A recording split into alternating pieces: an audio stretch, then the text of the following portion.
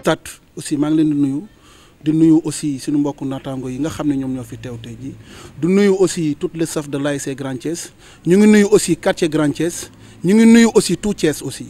di wax ni rek tey dama si ñëwoon rek doon indi sama enveloppe personnellement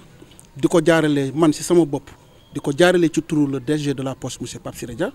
di wax ni man maa ñëw tey ji doon def premier pas ci turam te yaakaar naa ni am naa yaakaar dina seetaan lii bu ko xoolee moom ci boppam dina xam ne ku def premier pas moom dina def deuxième pas donc li yëpp firnde la boo xam ni pour wan ni que ni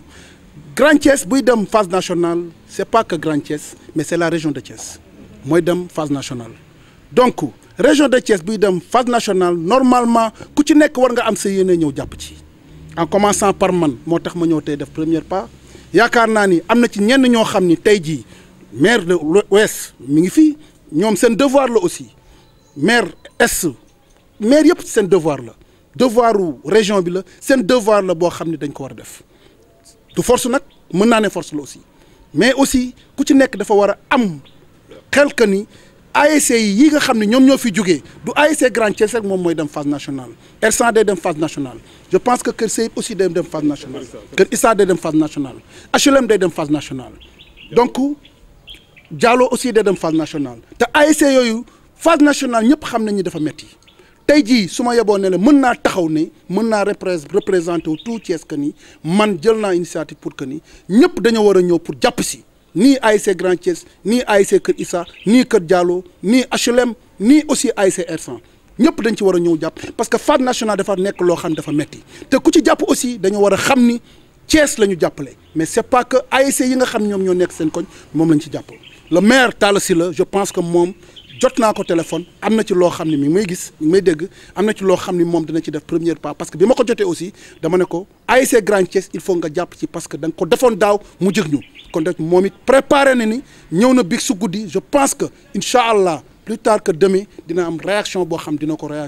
réagir par rapport ak les ASC donc may wax ni autorités yi nga xam ne ñoom ñoo nekk Thiès en commençant sama directeur général de la Poste xaw ma nag ndax lettre bi dem na wala demul ndax moom lettre bu demee dina réagir nu mu gën a gaawee parce que xam naa ko donc moo tax ma ñëw pour junj ko pour ne damaa ñëw def premier pas que ni moom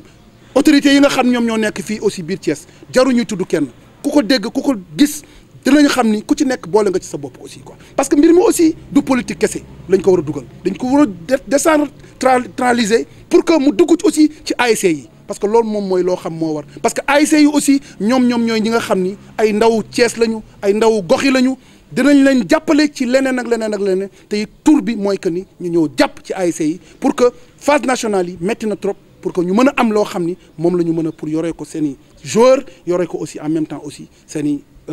ASC aussi quoi donc loolu daal appel boobu laa doon lancé di ko lancé ci autorité di lancé aussi appel surtout le maire de Ouest muy Alioune Sow dama bëgg moom aussi moom it mu ñëw jàpp ci bu baax mais Abdou Ba Ndiéguène aussi xam naa ni bu ko déggee aussi dina ñëw def premier pas fii ci koñ bi fii. donc ginnaaw enveloppe bi nga joxe lan la ASC war a xaar ci yow. waaw am na leneen loo xam ni sax su ma ko amee dinaa ko ci def ndax aw ma loolu sama gox waaye li ma xam mooy que ni jël naa enveloppe boo xam ni enveloppe 100 000 francs la ma jël ko jox ko man maa ko jël joxe ko.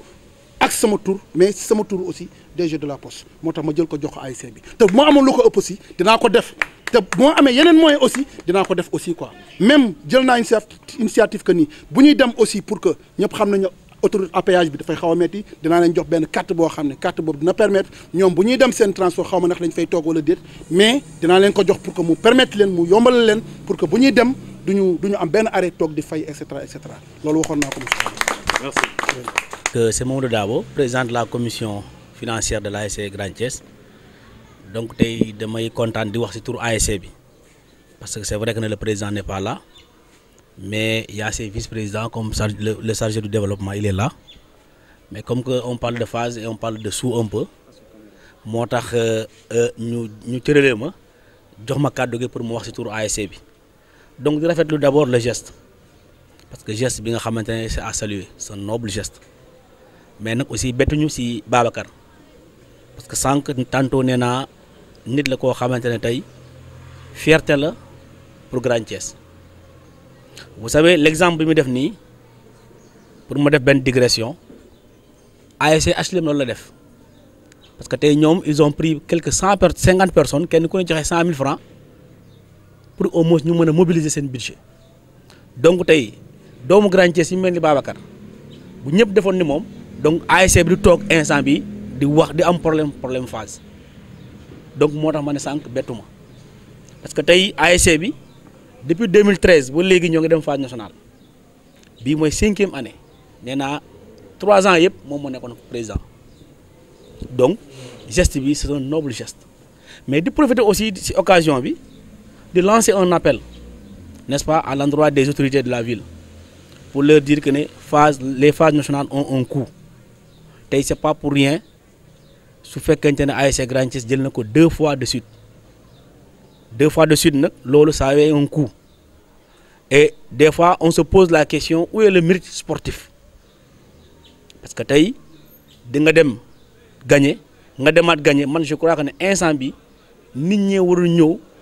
pour xam lan mooy secret Grand Thiès pour dimbale Grand Thiès pour que au moins ñu def li nga xamante ne kenn defu ko. Et Grand Thiès est parti avec l'image de Thiès. Très bien et nous sommes là et on représente Thiès aujourd'hui au-delà de l'ASC Grand Thiès c'est tout Thiès qui doit se mobiliser pour que au moins ñu dem la passe de 3 parce que je dis encore une fois ku jël phase nationale 2 fois de suite c'est pas un hasard du hasard donc 3e fois bu ñuy dem mu gën ñoo jege muy Dakar donc yoon la vraiment nga sentir ñëpp ci ginnaaw parce que tey phase bu duggaatee fii day nekkaat li nga xamante ne vraiment damay naan mosul am Sénégal te loolu suñ ko defee aussi on le fait au nom des autorités d'abord sur le plan municipal mooy la mairie de la grande ville Talla Sylla mooy maire d'arrondissement yi ñoom ñëpp c'est une obligation pour eux de le faire xëy na Babacar tey bu defuloon lii du ma ko mën a wax dara mais institutions municipales yi nga xamante ne ñoo ngi fi man je dis que ne tey nañu ñëw en temps il faut qu'ils viennent en sapeur-pompier mais pas en médecin su ma nee venir en sapeur-pompier mooy du moins venir en médecin mooy nga teel a ñëw nit ñi teel a xam fu ñu teg seen tànk mais boo ñëwee en sapeur-pompier day fekk kër ga lakk na ngay fay donc loolu aussi dafay inhiber un peu les ambitions des uns et des autres donc si gàttal damay rafetlu vraiment son geste et di inviter aussi tous les fils de Thiès ñu emboîter le même pas que Babacar pour que au moins ensemble objectif yi ñu am vraiment ñu mën ko atteindre dans le fair play et dans la sportivité. seen kees la moo ci nekk actuellement. waaw non xam nga suñu kees bi mu nekk nii nee naa la tey xam nga man quand on parle de finance je suis à l'aise au moment où je vous parle seul l'ODCAV bu Thiès à travers la subvention des zones moom moo ñu jox 110 000 francs mooy zone Thiès yëpp boo leen dajale ak ORCAV lu ñu joxe mooy 110 000 francs dugg na ci keesu ASC bi à part ces 110 000 dañ ñoo jox la restauration de 5 jours loolu du xaalis la restauration de 5 jours pour les phases ak aussi le transport Dakar Thiès qui bi ñu évolué à 37 000 francs donc restauration 5 jours phase nationale c'est 35 000 francs par jour ça fait 195 000 francs nga boole ci 37 000 francs muy 232 000 francs ak 110 000 muy 242 000 donc au moment où je vous parle si ajoute encore les 100 000 francs de Babacar pour un budget prévisionnel de 6 millions donc actuellement ni mën naa ne on tourne autour de ça de 432 000 francs si koo xamante ne tey pour nga mën a jël phase les conditions yi nga xam ne moom nga teg pour jël phase ça tourne autour de 6 millions donc il y a un gap énorme à combler donc j'invite tout un chacun les uns et les autres kenn ku ne indi sa contribution pour que au moins ñu mën a atteindre n'est-ce pas suñu budget bi et en même temps aussi booster les gosses pour mën a jëlawaat encore les phases à Dakar. Je parle au nom de l'ASC Grand Thiès parce que c'est Mamadou Dabo président de la commission des finances de l'ASC Grand Thiès. Donc aujourd'hui on a vraiment l'aimabilité de recevoir le président Babacar Diallo parce que quand je dis président parce que aujourd'hui personne ne peut tracer l'histoire de l'ASC Grand Thiès sans parler de l'homme Babacar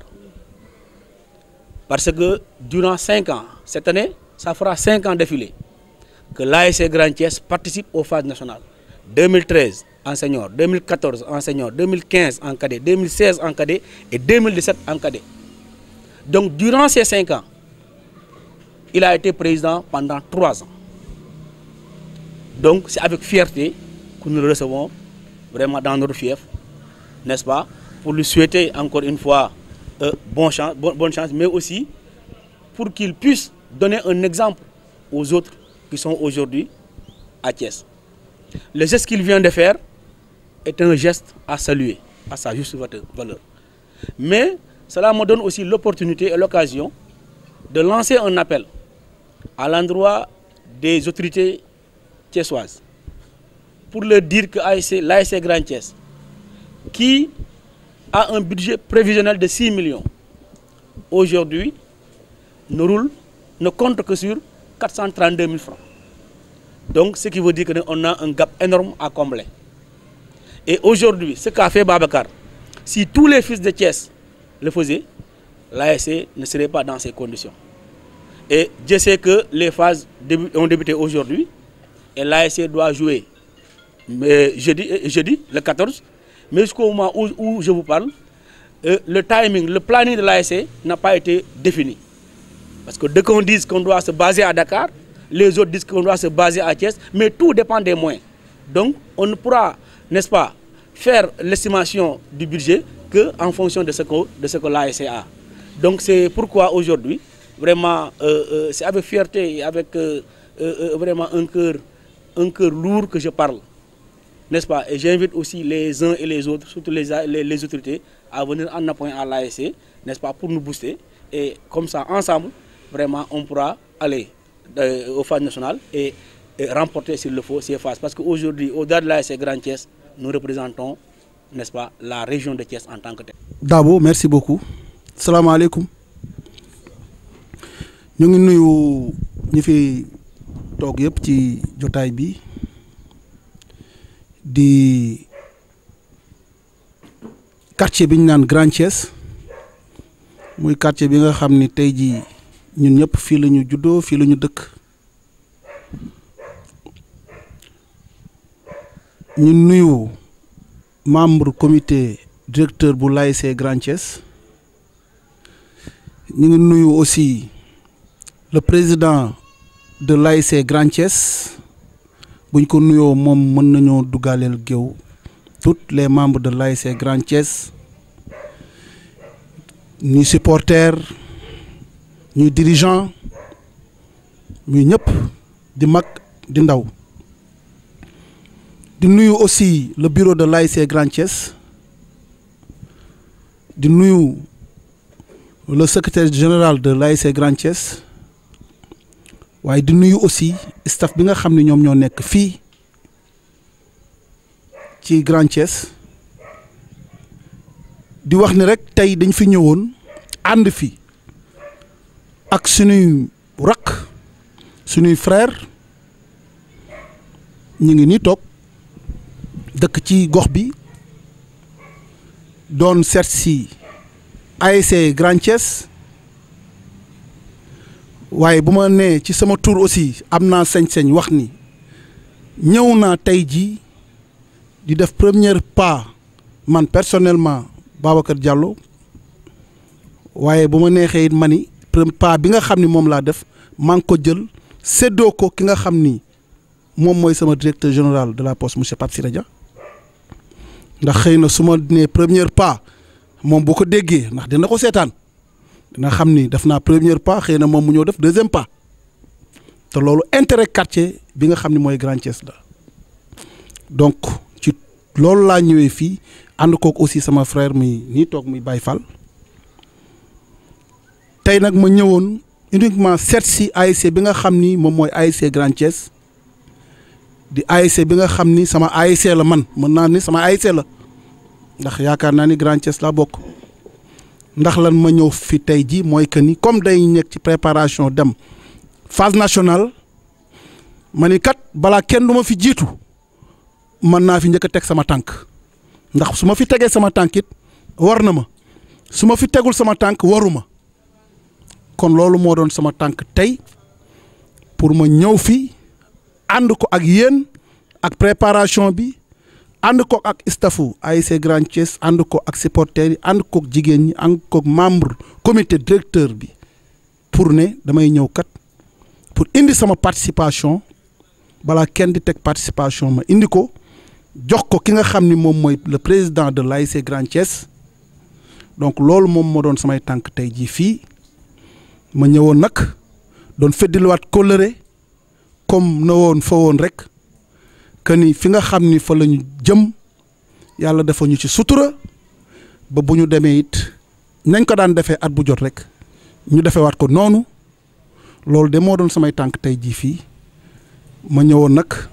doon yesluwaat encore aussi ànd kook sama naataango yi ma àndal di wax ni daal loolu moo doon samay tànk tey jii nag ñëw naa sama gox ñëw naa sama kër ñëw naa fi nga xam ni yaakaar naa ni tey jii ku taxaw ne na ëppale na ma fiit wax na lu ko neex ndax yaakaar naa ni lii ñu jëm nii de sama loxo ngi ci biir ndax boobaak léegi yaakaar naa ni mi ngi sax te it su ma ñëwee yàlla mën na def sutura mu neex ñu ubbee ko ci jàmm ba ku ko dégg tey jii ñëw indi participation en commençant aussi si sama frère sama xarit muy Abdou Ba Njegen dinaa ko woo moom it mu ñëw def participation ndax sama xarit la sama raq la commençant it kii toog ne muy Tidiane Ngom mais toog ne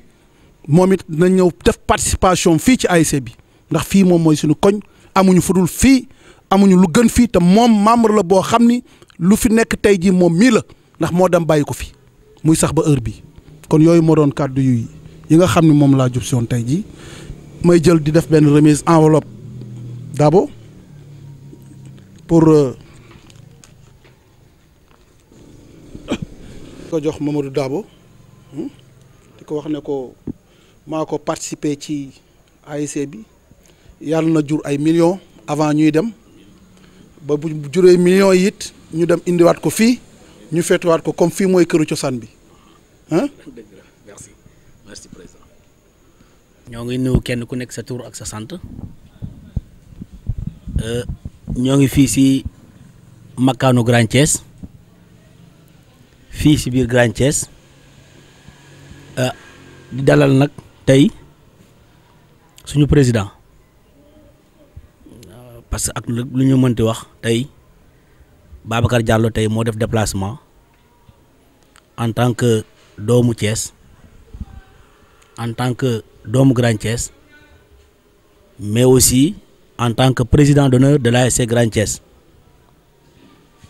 parce que Thiès tey ñëpp xam nañu ne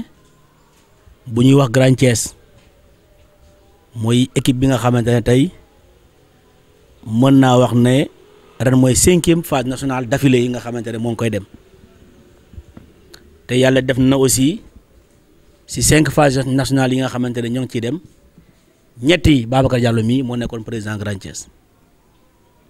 donc tey suñu ju dem ñu lay ay phase nationale